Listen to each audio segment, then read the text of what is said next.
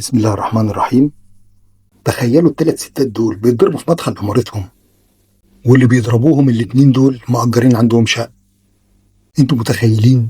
يعني الناس اصحاب البيت شوية بلطجية مأجرين عندهم بيضربوهم بالطريقة دي. اتنين رجالة، آسف ما يتقالش عليهم رجالة أصلا، بيضربوا ثلاث ستات لوحدهم ومستضعفينهم علشان معهمش راجل. يا أخي يلعن أبو دي تربية. ده انتوا لو ربكوا فعلا مش راجل زيكم كده بالظبط، مهما حصل ومهما عملوا معاكم، ده إذا كانوا عملوا معاكم حاجة غلط أصلا. ما ينفعش تمد إيديكم على واحدة ست. شايفين في الفيديو عملوا إيه؟ دول ماسكينهم من هدومهم ومن جسمهم وبإيديهم وبيخبطوهم في الحيطة وبيضربوهم بالإقلام. تخيلوا بقى الثلاث ستات دول، واحدة دكتورة صيدلانية، والتانية دكتورة في كلية طب جامعة حلوان، والتالتة بقى أمهم 65 سنة موجهة تربية وتعليم مع المعاش. يعني كلهم ستات محترمة. نشوف بقى عملوا معاهم ايه وعلشان ايه ومين دول. دول واحد اسمه احمد عنده 42 سنة، واخوه اسمه سامح 36 سنة. من شهر 10 2022، يعني من 3 سنين الا كام شهر، ابوهم وامهم الراجل عنده 80 سنة هو ومراته اجروا شقة عند السيدة سهير عبد الشهيد اللي كانت بتتضرب بالاقلام دي. والاستاذة سهير دي ليها كمان بنت تالتة طالبة في كلية طب أسنان، وليها ولدين، واحد طبيب بشري اسمه دكتور محمد وده مسافر بره الشغل، وابن تاني اسمه أحمد وده كابتن بحري وبرضه شغله معظمه بيبقى بره مصر. يعني الرجالة مش موجودين في البيت. في شهر 4 السنة اللي فاتت، يعني كان عدى حوالي سنة ونص على الإيجار بتاعهم، يكتشفوا إن الراجل الكبير اللي عنده 80 سنة خلى ولاده يلعبوا في العداد بتاع الشقة ويوصل سلوك على العدادات التانية. طب اكتشفوها ازاي؟ الأم الحاجة سهير بتشيك على الفواتير، وقف في ايديها فاتورة كهرباء للشقة اللي مأجرينها. بكام؟ بزيرو فلوس. استغربت، راحت بصت على بقية الفواتير، لقيتها فاتورة ب9 جنيه، الفاتورة اللي قبلها ب7 جنيه. فاكتشفوا كده انهم بيسرقوا الكهرباء. الحاجة سهير بكل احترام كلمت الراجل الكبير، قالت له في حاجة غلط في العداد. قال لها اه فعلا، ده العداد كده فيه عطل.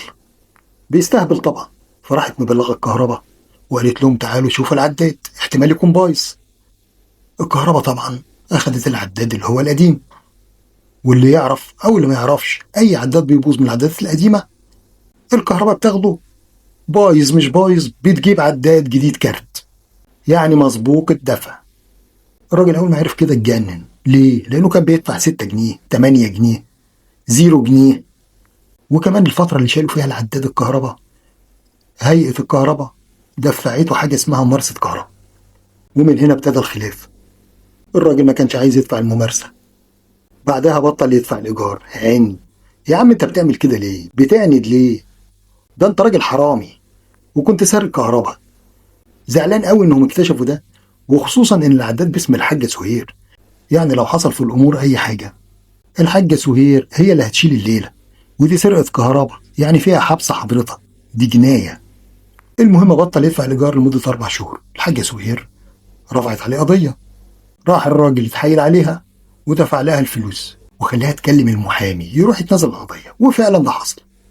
والكلام ده كان في شهر 12 السنة اللي فاتت. جه الشهر اللي بعده اللي هو من شهر 1 2025 بطل يدفع الإيجار، وابتدى بقى يعمل لهم مشاكل ويقرفهم في البيت بتاعهم، وشتيمة وقلة أدب وبألفاظ ما ينفعش تتقال. تخيل واحد مستأجر عندي كرهني في بيتي، أعوذ بالله. وبيقولوا لك إن في وقت لو في حد من إخواتهم الرجالة موجود في البيت في أجازة مفيش أي مشكلة بيعملوها، بيخافوا. عالم زبالة. بعد ما لقوهم كده سألوا عليهم، لقوهم ناس بلطجية وأشكال ما يعلم بها إلا ربنا. وزي ما قلنا ابتدوا يضايقوهم في طلعوا في النازلة، لدرجة إنهم في مرة واحد منهم رفع عليهم سلاح أبيض واتعمل له محضر قبل كده. وكمان الراجل الكبير قال لهم مش انتوا عليتوا عليا الكهرباء، طب انا هقطع عنكم الكهرباء. فابتدوا يلعبوا في الكوفريه بتاع الكهرباء اللي داخل في الشقق بتاعتهم بتاع اصحاب البيت، يعني بيقرفوهم حرفيا. ودي حاجه من ضمن الحاجات اللي متصوره برضو زي الفيديو ده. ليه؟ من كام شهر الحاج سهير قامت مركبة كاميرات في العمارة مخصوص علشانهم، من كتر الرعب اللي هي وبناتها شايفينه. وخصوصا ان الحاجة سهير قاعدة مع بنتها الصغيرة حنين الطالبة في كلية طب الأسنان، وبناتها الاتنين كبار ومتجوزين، فمش قاعدين معاهم في نفس البيت، بيجوا لهم زيارات. فللأمان زي ما قلنا ركبت الكاميرات، والحمد لله انها عملت كده. الحاجة بقى مضطرة طبعا ترفع لهم قضية طرد تاني لعدم دفع الأجرة. أما الراجل الكبير خلى عياله يزوروا إيصالات باسم الأستاذة سهير.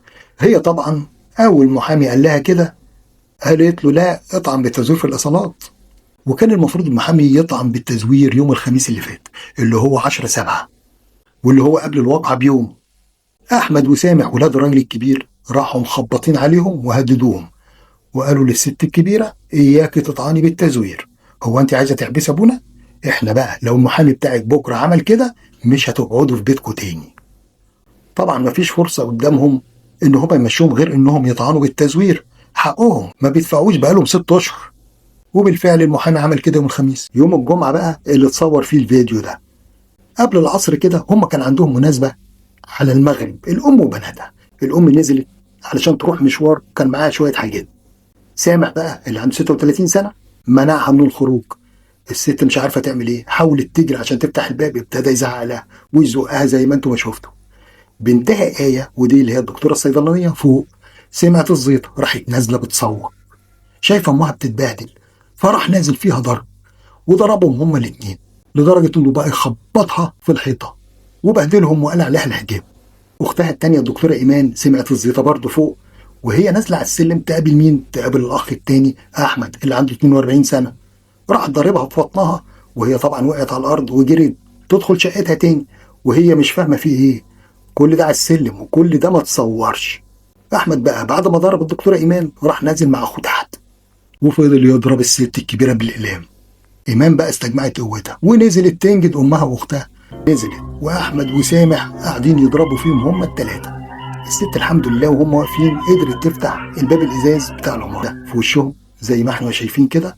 راحوا الاسم اسم تاني المنصورة يعملوا محضر. الناس دي من فجورهم احمد الاخ الكبير قام مشرح ايده بموس وجاي يعمل فيهم محضر ان الستات دول ضربوا، على اساس طبعا محضر قصاد محضر. ولكن رجال الشرطة وكيل النيابة كان واضح قدامهم كل حاجة. وبعدوا جابوا تفريغ كاميرات المراقبة وشافوا الفيديو اللي احنا شفناه كلنا اللي مصر كلها شافته. ولولا الكاميرات كان حق الستات دي هيضيع مع الناس البلطجية دي. النيابة أمرت بحبسهم 4 أيام على ذمة التحقيق. المشكلة بقى الكبيرة إن الستات دي من ساعة الواقعة ما دخلوش بيتهم تاني. يعني الحاجة سهير وبنتها الصغيرة حنين قاعدين مع بناتها بره اللي هما متجوزين بره، ومش قادرين يدخلوا بيتهم في العمارة بتاعتهم. والأغرب إن الراجل الكبير ما اتقبضش عليه مع إنه ظهر في الفيديوهات. الواحد مستغرب من العالم الوسخة دي، تربية زبالة، ما عندهمش أخلاق ولا نخوة ولا رجولة. وانتوا كمان ايه رأيكم في اللي حصل؟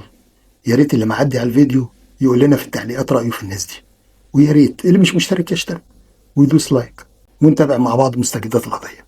شكرا، سلام عليكم.